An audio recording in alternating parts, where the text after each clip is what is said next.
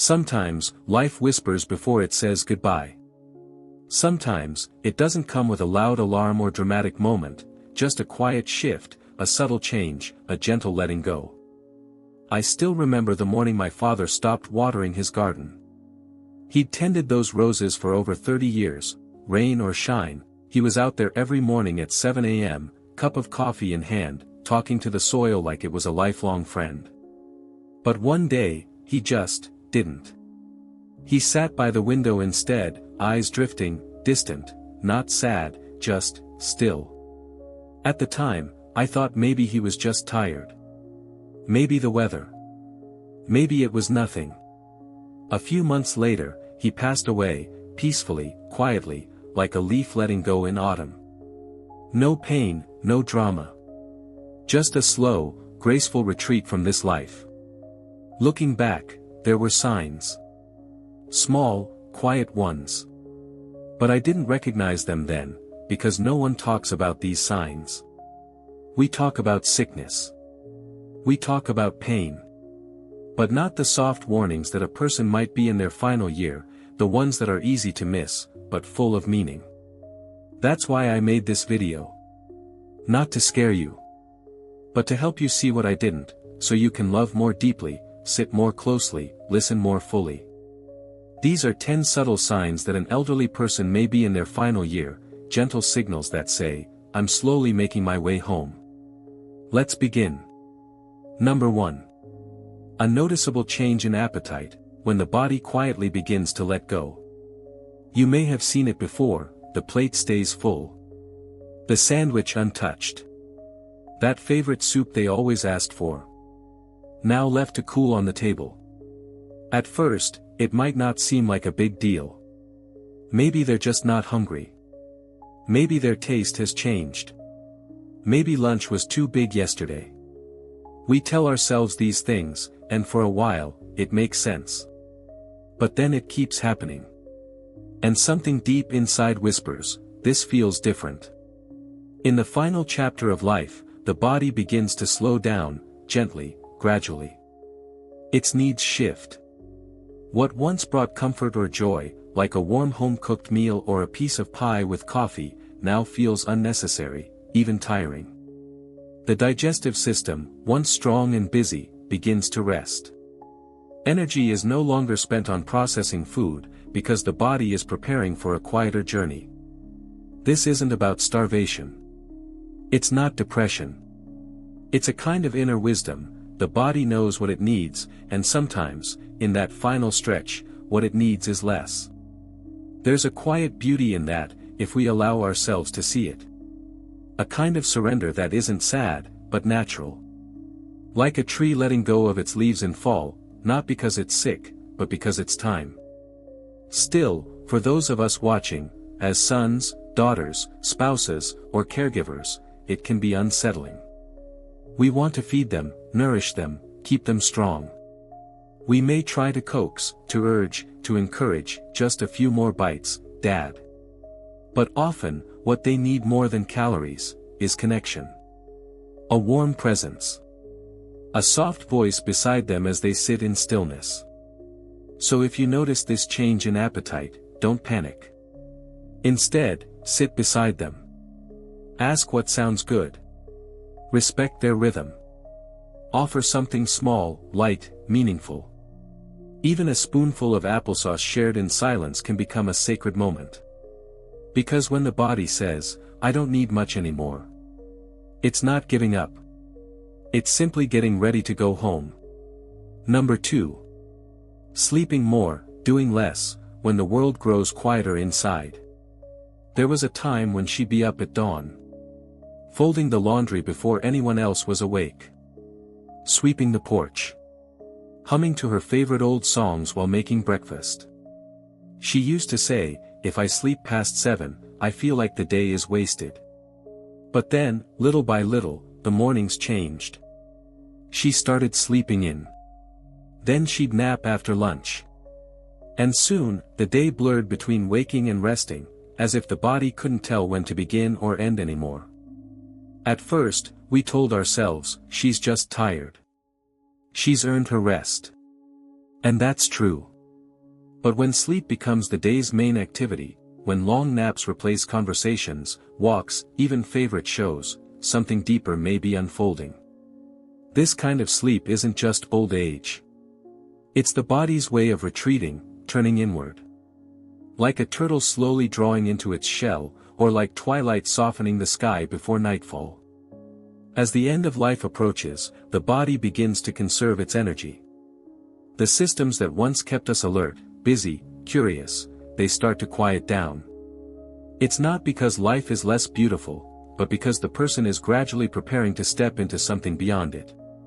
You may notice they fall asleep during conversations.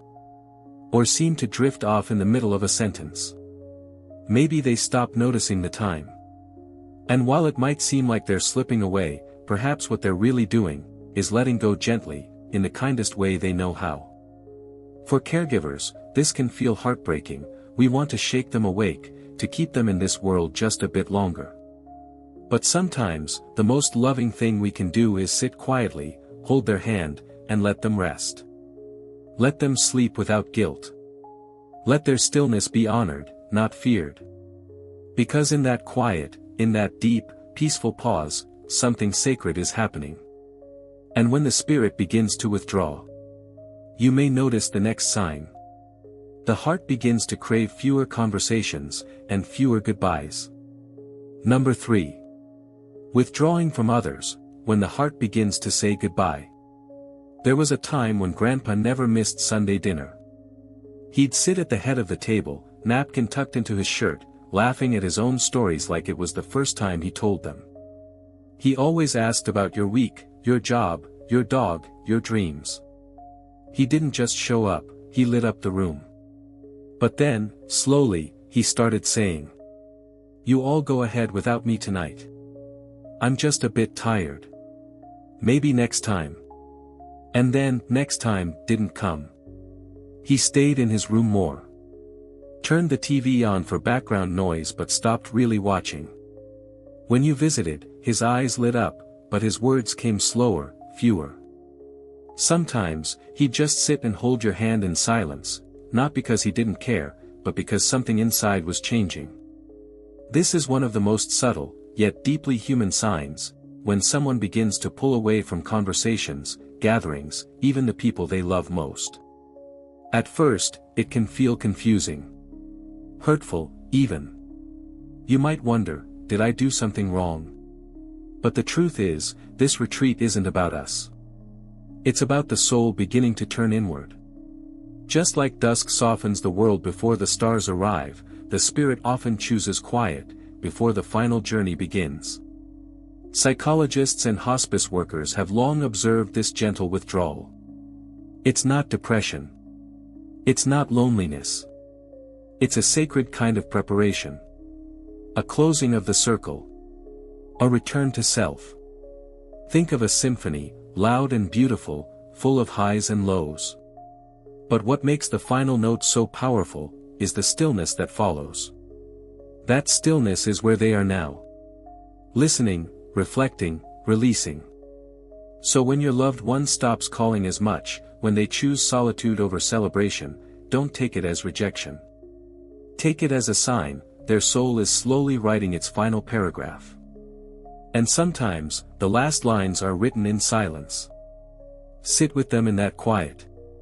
You don't need to fill it. You don't need to fix it. Just be present. That, in itself, is love. And when the connections to the outside world begin to fade, you may also start to notice the body doing something else, something even quieter. A slowing down of movement, strength, and desire to keep up with everyday routines. Number 4. Gentle confusion, when the mind begins to blur, but the heart still remembers. He stood in the kitchen, staring at the open fridge. "What was I looking for again?" he asked. You smiled, gently. "The milk, Grandpa." He chuckled. "Ah, that's right. I knew it was something cold." Moments like these start small. Forgetting where the keys are. Telling the same story twice in one conversation. Getting turned around in a neighborhood they've walked for decades. It's easy to brush off, we all forget things. And yes, we do. But sometimes, the forgetting comes with something deeper, a soft confusion, a quiet fog. They may look around the house they built and suddenly not recognize it. Or pause halfway through a sentence, searching for a word they've used their whole life. It's not always full-blown dementia. It might not even be noticeable every day. But it can be a sign that the brain, like the body, is slowly easing into stillness. The human brain is a miracle. For a lifetime, it has stored memories, managed movement, sparked conversations, held 1,000 little tasks together. But near the end of life, even this miracle begins to let go. And here's the most beautiful part. Even when words fade, love doesn't.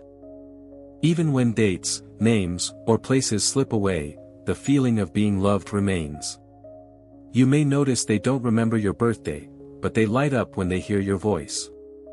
They might not recall the name of their spouse, but their eyes soften when they see a photo from their wedding day. The mind forgets. But the heart remembers. So if you see this gentle forgetfulness, don't panic. Don't correct harshly. Don't test or quiz.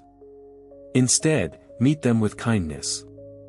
Join them where they are, not where you want them to be. Because in that fog, they are not lost. They are simply further along the path, where time feels less like a clock, and more like a gentle breeze. And sometimes, when the mind begins to loosen its grip on facts and memories, you'll notice the body starting to release in other ways too. A change in breathing, a softening of the voice, a quieter presence in the room. Number 5. Growing weaker, when the body begins to let go of strength. He used to walk around the garden every morning. Slow but steady. His steps had rhythm.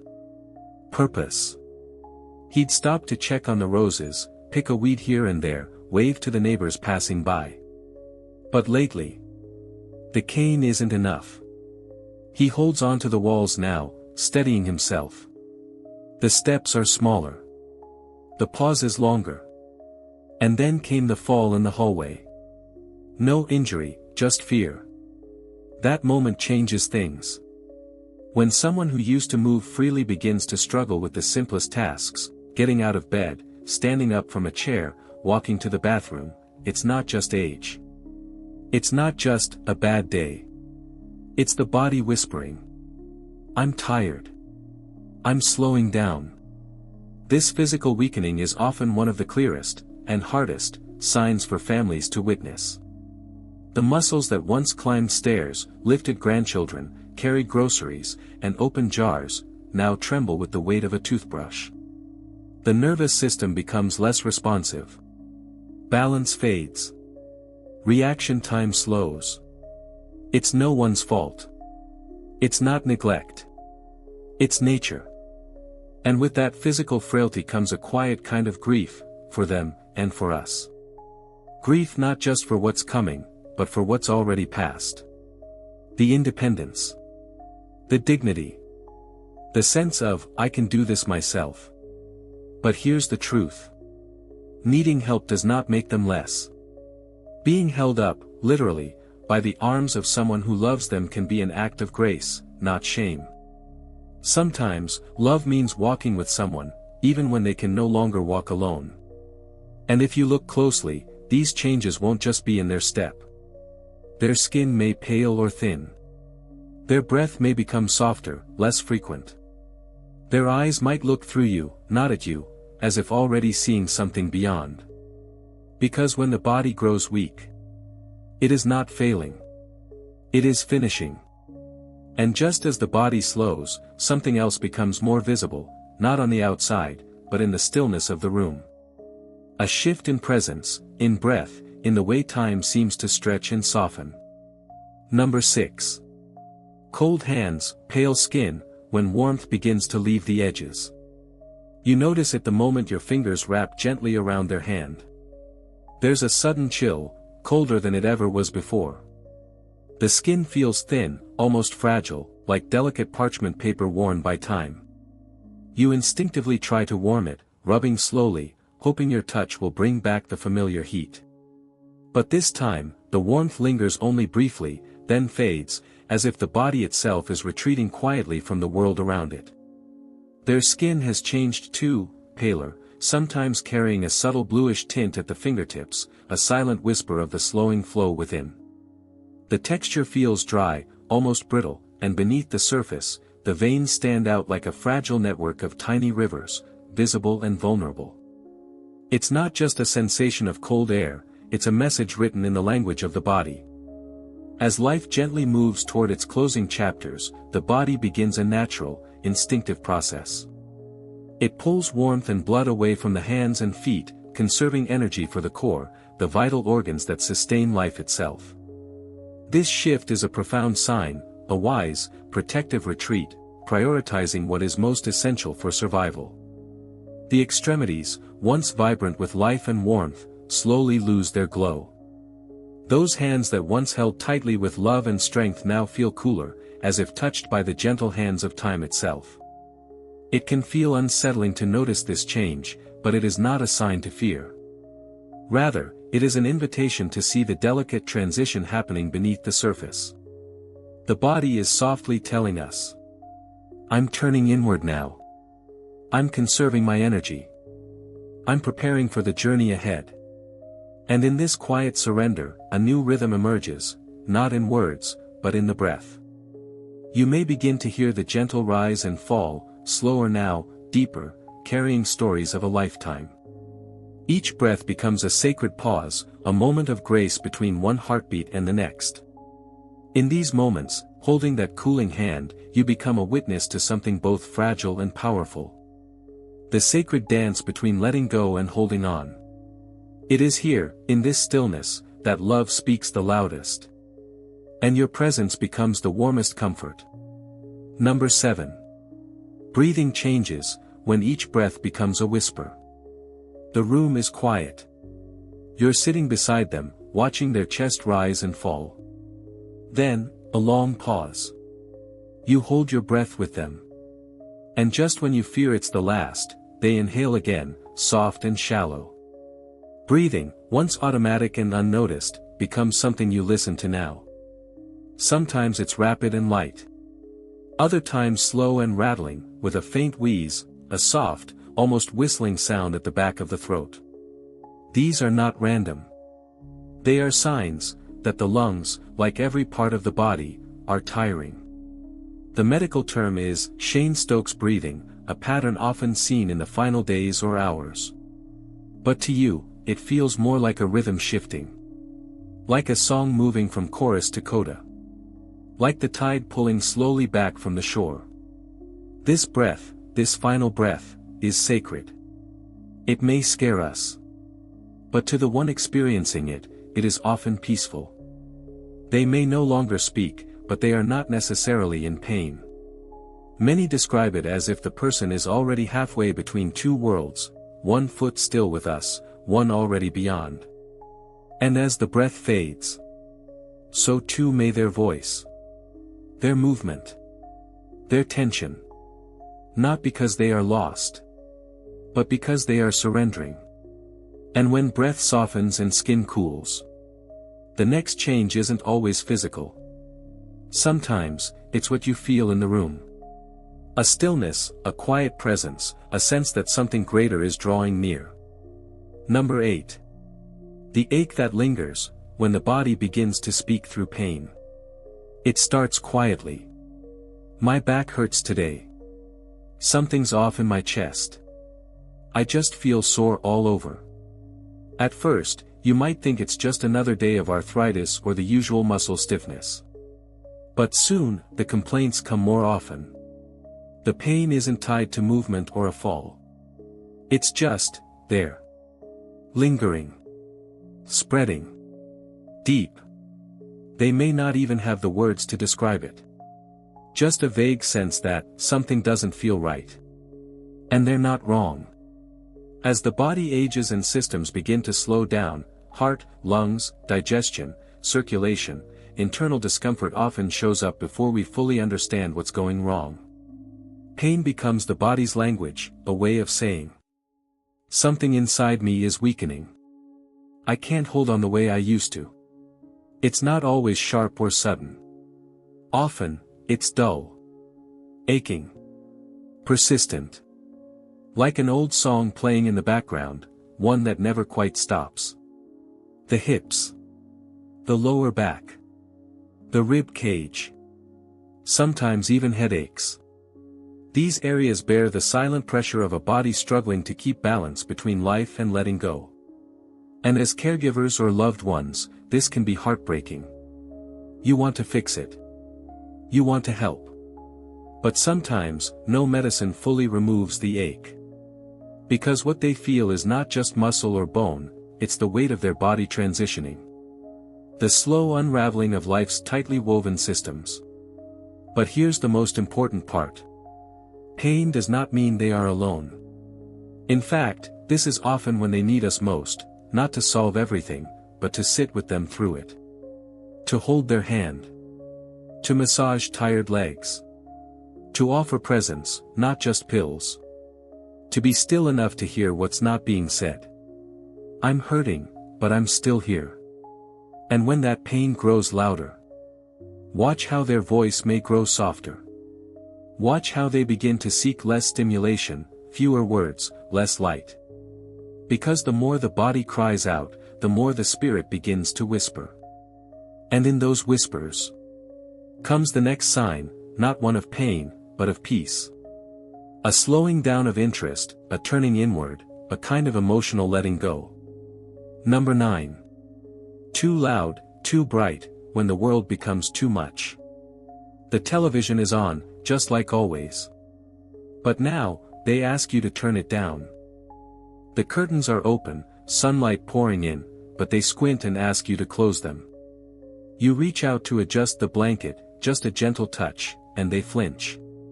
It's subtle. But real. Where once they welcomed conversation, music, warm light, and soft touches, now, even a gentle whisper can feel like a shout. Even daylight can feel sharp. Even a loving hand can feel too sudden, too much. This is not irritability. This is not grumpiness. It is a sign of withdrawal, the body and senses slowly shutting the gates to the external world. As the body begins its quiet journey inward, the senses become overwhelmed more easily. Loud sounds, bright lights, quick movements, all feel exaggerated. It's as if the nervous system is saying, please, let things be still. And in that stillness, a new kind of sensitivity appears, not to what is around, but to what is within.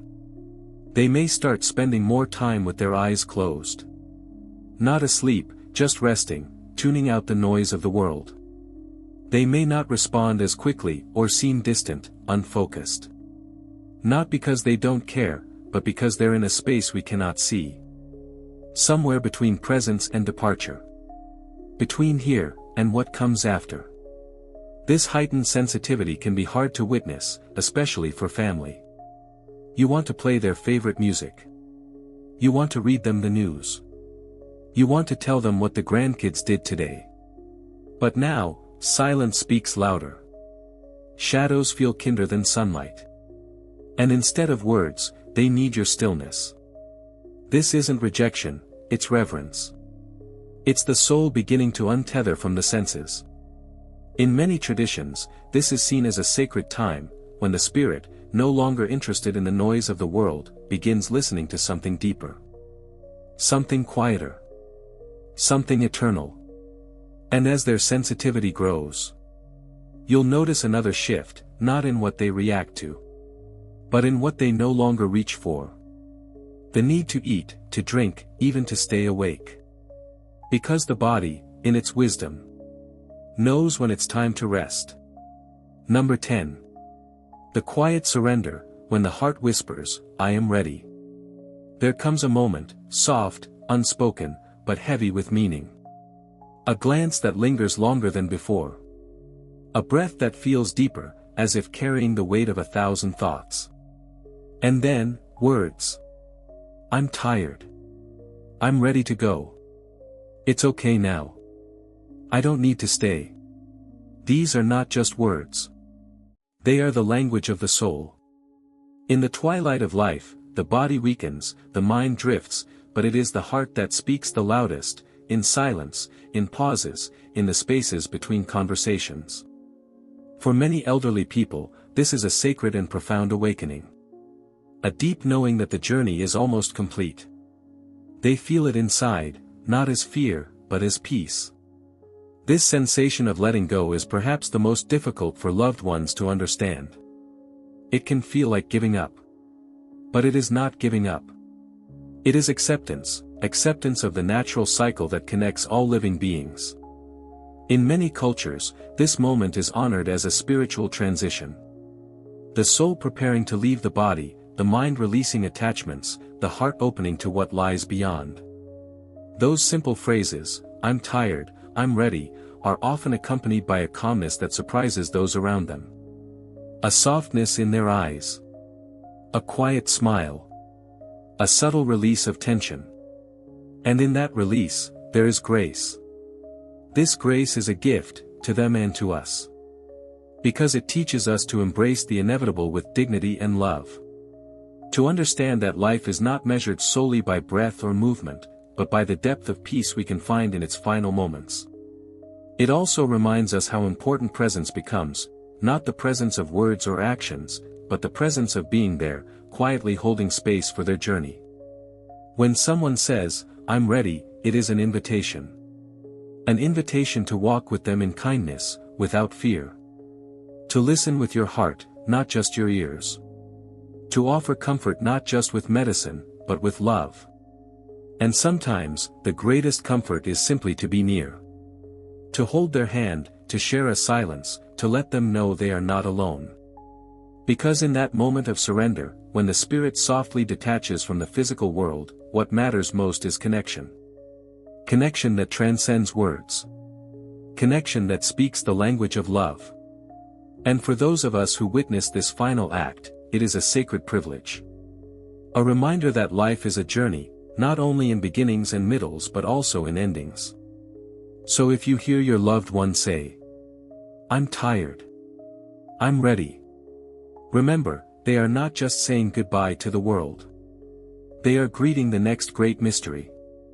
And with your love, they can face it, not with fear, but with peace. A journey of love and listening. None of us are ever truly ready to say goodbye. Facing the final chapter of life is a silent challenge filled with unspoken emotions and heartfelt moments. But what matters most is learning to listen, not just with our ears, but with our hearts and deep compassion. When we learn to hear the subtle changes in their bodies, the unspoken words in their eyes, the quiet moments full of meaning, we begin to truly understand the journey our loved ones are on.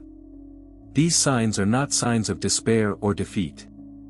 They are a natural, sacred part of life's great transition. If you notice one or more of the signs we've talked about today, please don't panic or rush. Instead, give your loved ones more hugs, more time, and more patience to listen and truly understand their needs. These simple acts of genuine love are the most precious gifts, not just for them, but also for you. Because in those final moments, love is the only language that can connect and comfort. Finally, if this video has helped you recognize these silent but important signs, please share it with your family and friends. Help more people prepare their hearts, love more fully, and walk gently alongside their loved ones during the last meaningful days of life. Because when we give love and true presence, we create a miracle of peace and deep comfort.